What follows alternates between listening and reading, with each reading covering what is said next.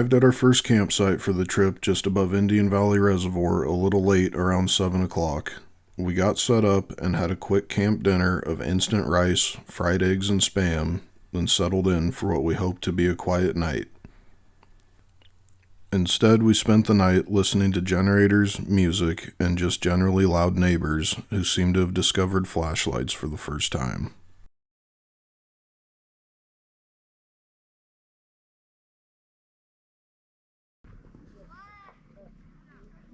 Alright, last night was a little rough.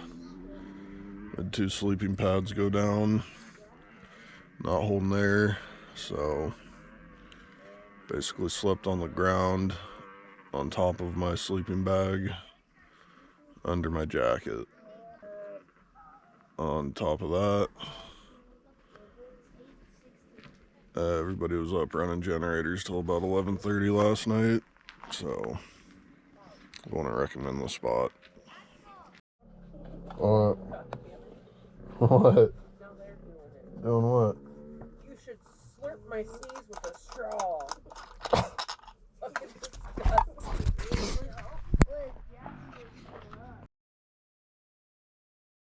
We broke camp and got on the trail a little eager to leave our camp neighbors behind us. An early start was not a bad thing since we had a lot of ground to cover that day and needed to get moving anyway.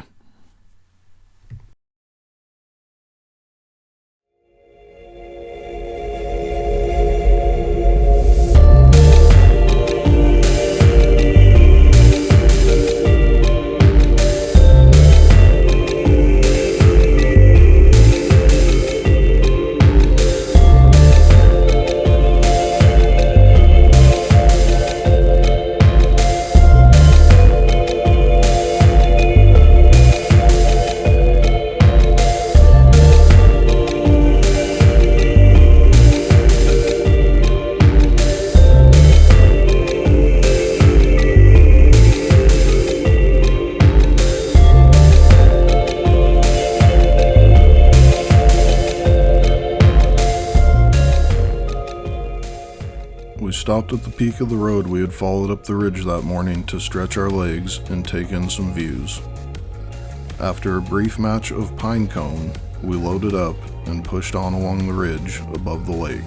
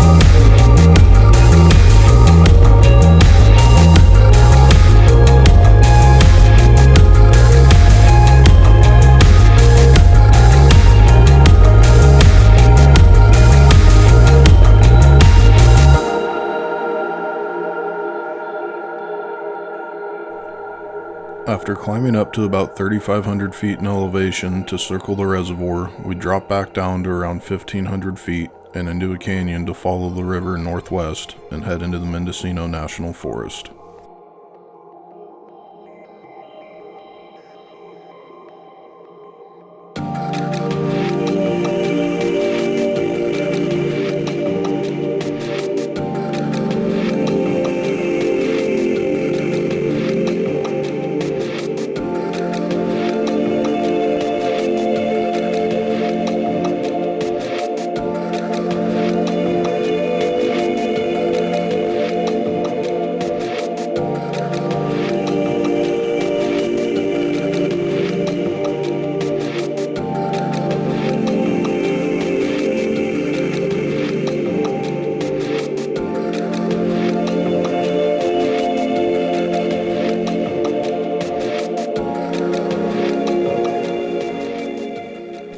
As we proceeded up the mountain, there were fallen trees, washouts, and a steep drop on one side.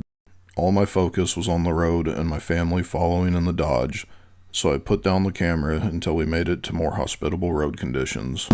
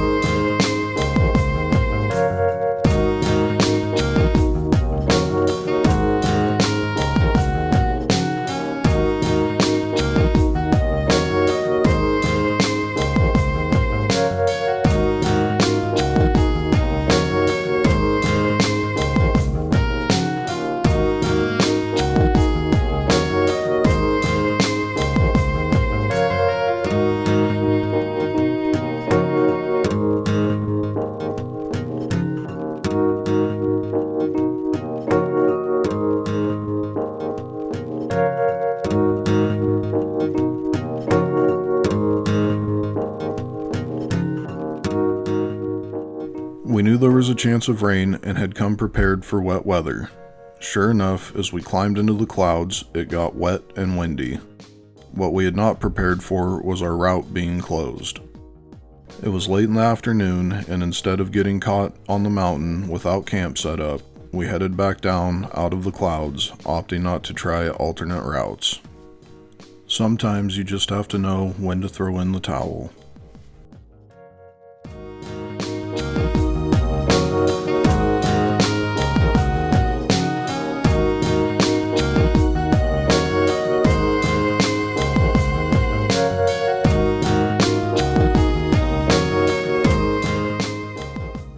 Once we made it into the valley below, we found some free camping. The sites were spread out around a reservoir, and we were able to find a spot with 0 neighbors. Looking forward to having the place to ourselves, we started a fire and got camp set while the boys got out some energy. It was time for dinner, so I broke out some steaks to cook over the open oak fire. Shout out to Willowside Meats in Santa Rosa, California. With the steak cooking, I prepared the rest of dinner, a camp favorite, tacos. Recipe as follows: tortilla, steak, chopped onions, chopped cilantro, a squeeze of lime, and you can call it good there if you want, but some of us gotta have that hot sauce. These simple street-style tacos are one of my favorites to make while camping because they're so easy, they're always good, and they pair well with a nice cold beer at the end of the day. Tired and fed, we were all ready to turn in for the night. We slowly got up and got moving the next morning, had some breakfast burritos, and lingered in camp for a bit.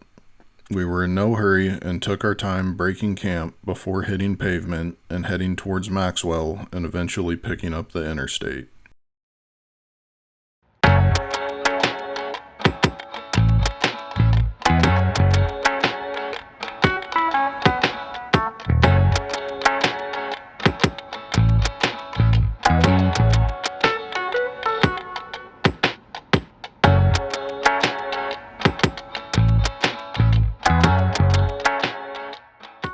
Making it back to civilization, we stopped at Granzella's in Williams, California for some lunch.